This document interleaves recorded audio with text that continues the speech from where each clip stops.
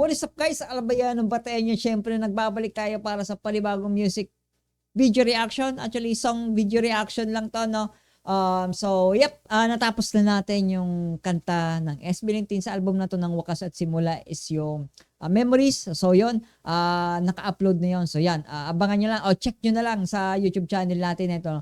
At syempre, ang alam ko is parang pangatlo na tong kanta dito sa Wakas at Simula album kasi syempre nauna yung Visa and then yung pangalawa yung Memories at ito yung pangatlo na kanta dito sa album na to which is yung Toy Friend. So di natin alam kung may double meaning or triple meaning yung kasi possible na yung Toy Friend is yung laruan nga. Alam naman natin yung laruan tapos posibleng yung boyfriend or kaya yung syempre Toy Friend pinaglalaruan lang na kaibigan. Parang ewan ko, di natin alam. So check na lang natin yun. At syempre kung bago ka dito, no, make sure to subscribe and click mo yung bell para updated ka sa ina-upload natin na video reaction sa kanta ng SB19 and everything about SB19 vlogs, podcast, everything about SB19. So dito nyo yun matatagpuan sa channel natin. And syempre, no, disclaimer, magkakaroon ng maraming post to, yung reaction video na to para i-dissect natin kung ano meron dito sa kanta ng SB19. No, syempre, kung ayaw mo ng maraming post, na syempre ilalagay ko yung link ng original video at ng YouTube channel ng SB19 official, no. So syempre, wag na nating patagalin pa, no. Pakinggan na natin to. Toy Friend by SB19. So let's go. Just somebody to play with for a night. You're crazy at your. You are fire, I was smoke. You came over to play, and I didn't stop since you called my name. Umpisa pa lang, you were fire, I was smoke. Alam mo naman yun na double entendres na yun, double meaning. Walang usok kung walang apoy, tama ba?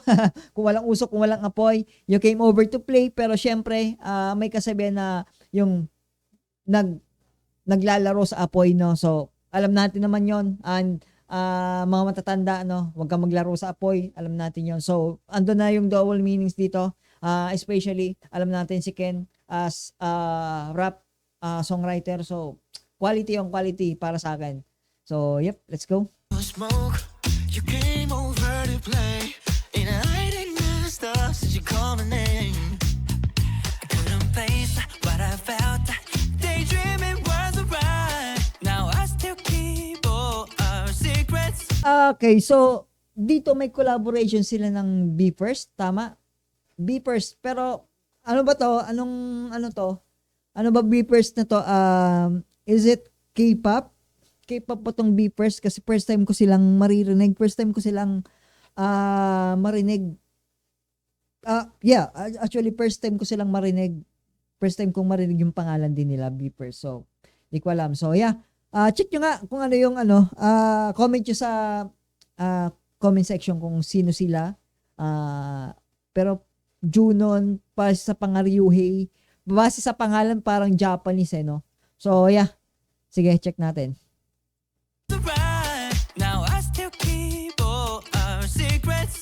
I see the picture, it's leading me around. Man, yung boss talaga ni Stel pagdating sa falsetto, tapos yung mag-head voice pa siya, no? It's like something could go badly wrong. But the imagination took us away. Tell me why you gave I think yung isa yun, no?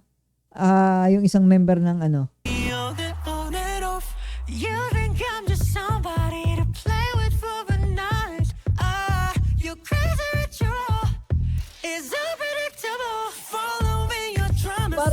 Parang na ano ko dito, alam niyo yung similar siya doon sa kanta ni Estel na ano mo yung Room. Parang ganun ko siya na nare-receive. Alam mo yun, parang doon ko siya nare-receive yung ganitong style ng kanta, ganitong beat ng kanta. So umpisa nga yung pinaka-intro doon parang naririnig ko yung similar beat doon sa Room na kanta ni Estel.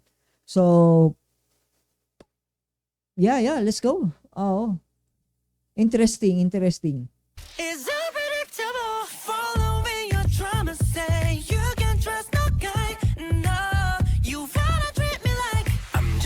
not a toy friend. Okay, so basically yung subject dito is yung girl na parang pinaglalaroan niya lang yung mga lalaki, no? Possible dahil nga dun sa trauma na naranasan nung girl.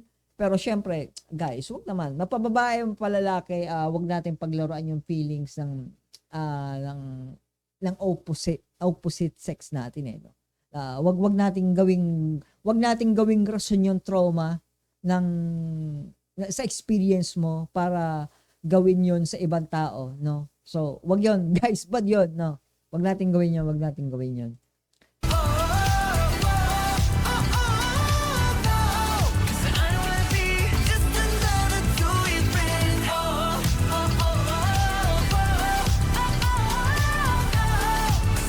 Iba dito yung ano no, pagdating dito sa chorus, parang naging EDM na siya, no? Iba nagkaroon siya ng change of beat doon. Nag-beat change siya pagdating doon sa part ng chorus, no? Parang style EDM na siya, no? So, yep, let's go. Interesting. Sabi ko nga, interesting ako sa ganitong proyekto ng SB19 na may collaboration sila with other artists, no? So, yeah, let's go. I don't wanna be just another toy friend. I used to tell all my friends to keep it to myself. Now this thing is different. I can never really look him in the eyes and tell him that I'm with your beauty every night. You throw him into the left, switch it up and then we go right. While you sing, can you keep a secret? I see the picture. It's like that we're wrong. Feels like something could go badly wrong. But our imagination took us away. Tell me why you're giving me all that on and off. You think I'm just somebody to play. Yeah. Pagdating doon sa part na second verse with Justin, pakinggan niya ulit natin. The eyes and tell him that I'm with your beauty every night. You throw him into the left, switch it up and then we go right. While you sing, can you keep a secret? I see the Parang ito na yung nagkakaroon ng interaction yung dalawang tao eh, no? Oh, man, interesting. Medyo gusto ko pang, alam mo yung gusto kong i-breakdown ng mahaba pa to na itong kanta. Pero syempre, ayaw naman natin ng sobrang haba ng video reaction eh, no? So, sa susunod siguro, magkakaroon pa ako ng another live reaction with your perspective din kung ano din yung tingin nyo doon sa kanta na to ng SB19. So, yeah, gawin natin yun na mag-upload ako, magpo-post ako sa YouTube channel kung kailan natin gagawin yung live reaction para dito sa kanta ng SB19 dito sa bagong kanta nilang album. So, yun. Let's go. picture. It's like that we're wrong. Feels like something could go badly wrong. But our imagination took us away. Tell me why you're giving me. And gusto ko lang malaman kung kanino galing tong concept na to. Kanino galing tong tema na to, na kaninong brain ang ginamit dito, nagkaroon ng ganitong concept para magawa tong kanta. Alam mo yon, is it SB19, member ng SB19, or member ng Be First? So doon lang ako curious, no? Experience kasi alam naman natin yung mga sinusulat nila mga kanta ng mga artist, true experience 'di ba? So gusto kong malaman kung sino yung nakaranas ng maging isang toy friend, no? All that on and off. You think I'm just somebody to bear it for a night. You're crazy ritual. You're so predictable. Following your drama, saying you can trust no guy. And now you wanna treat me like I'm just another toy friend.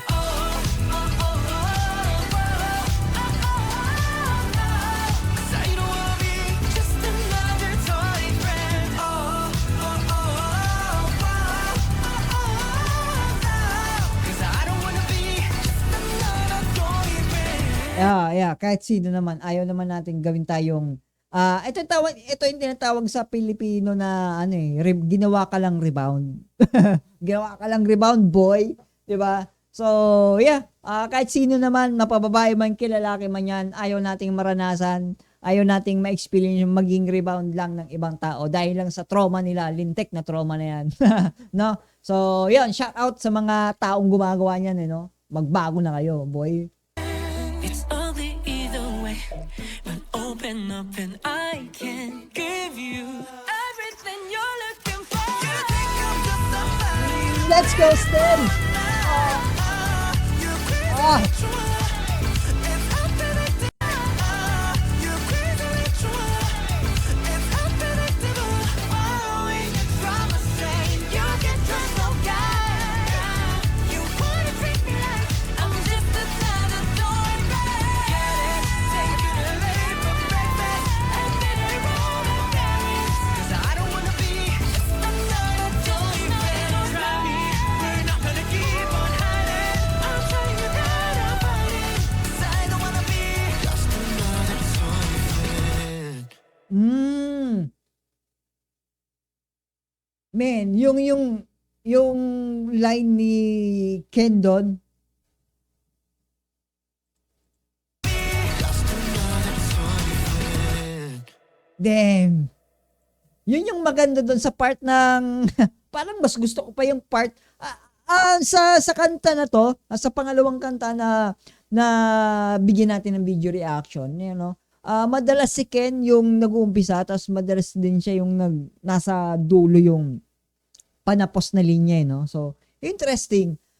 Okay. Interesting tong kanta ng SB19 na to na Toy Friend. So, yeah, sabi ko nga, sa umpisa para siyang Room, yung unang beat, parang Room ni Stel, na kanta ni Stel. Tapos, in the second part na doon sa, especially sa chorus, na doon ko more on nagiging EDM na siya, yung electronic, di ba?